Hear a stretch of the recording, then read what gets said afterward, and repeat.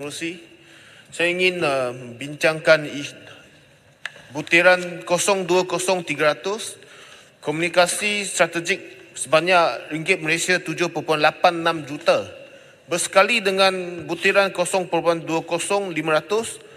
pembangunan kandungan sebanyak ringgit Malaysia 4.7 juta ringgit Malaysia.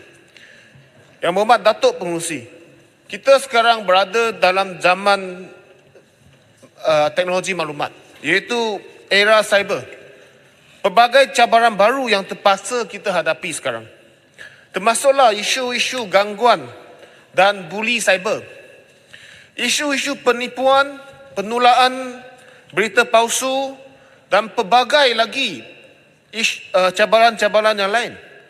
Kesemua ini saya lihat kita perlu menjalankan ataupun mengangkat agenda memperkasakan literasi media dalam kalangan rakyat yang terdiri daripada pelbagai kaum, pelbagai agama dan pelbagai peringkat.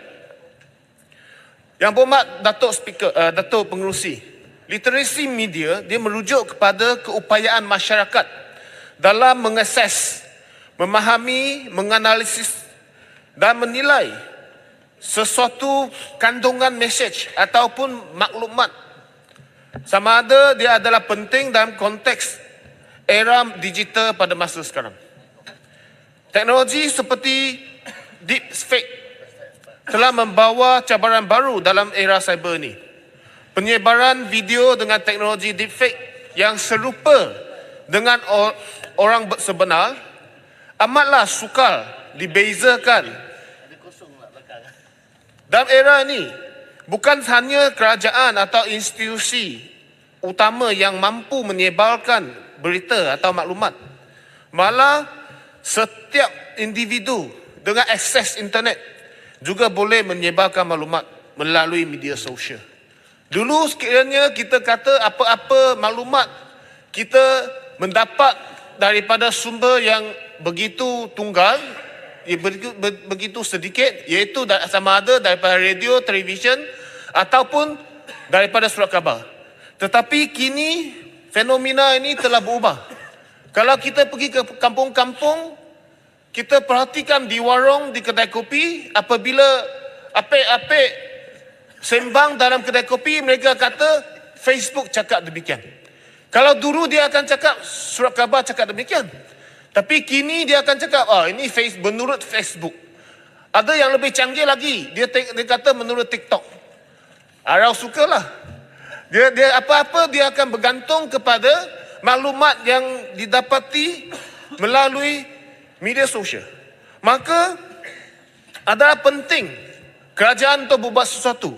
Yang berhormat Datuk Pengerusi, fenomena echo chamber ataupun filter bubble yang dibawa oleh algoritma media sosial ni, dia menjadikan keadaan seperti ini lebih teruk, di mana ramai pengguna hanya terdedah kepada maklumat yang hanya akan memperkukuhkan atau mendalamkan persepsi atau pandangan mereka sendiri.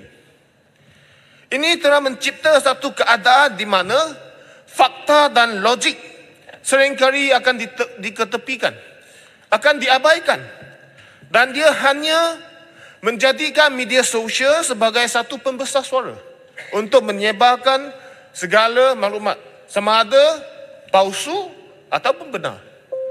Yang lebih teruk lagi, unsur-unsur yang mengandungi unsur-unsur kebencian, kepalsuan juga akan tersebar melalui media sosial. Dan perkara ini seringkali diperalatkan oleh golongan-golongan yang tidak bertanggungjawab untuk menyebarkan maklumat palsu, sehinggalah mungkin satu hari nanti kopi peng akan menjadi ciptaan cimpeng. Itu sangat bahaya. Yang berhormat Datuk Pengerusi, walaupun ada pelaksanaan undang-undang seperti Akta Jenayah Komputer tahun 1997, Akta Komunikasi dan Multimedia 1998, Akta Hasutan 1948 dan beberapa akta lain dengan kerjasama bersama platform media sosial untuk untuk memadamkan kandungan yang berunsur maklumat palsu dan ucapan kebencian. Tetapi amatlah pentingnya untuk kita memperkasakan masyarakat supaya lebih celik digital. Sebab usaha-usaha untuk memadam kenyataan-kenyataan palsu ni kadang-kala dia akan menjadi terlambat. Dan apabila kandungan itu dipadamkan, sebenarnya maklumat telah tersebar luas. Maka saya harap kerajaan memperkasakan atau mempertingkatkan lagi usaha-usaha ni. Saya memang menghargai usaha kementerian melalui laman sesawang seperti Klik dengan bijak, sebenarnya .my dan juga mydigital.kkd untuk meningkatkan literasi media digital. Namun program-program outreach yang aktif juga amat perlu untuk melibatkan lebih ramai individu. Sila gulung. Boleh. Terutamanya remaja dan orang tua, supaya masyarakat kita lebih faham dan lebih celik digital. Dengan ini, saya ingin bertanya kepada kementerian, adakah pihak kementerian akan menganjurkan program-program outreach seperti camp atau khususnya kepada golongan remaja dan orang tua untuk meningkatkan kemahiran literasi media? Berapakah jumlah modul yang telah dibangunkan untuk pendidikan literasi media? Berapa ramaikah individu yang telah mendapat manfaat melalui program-program ini?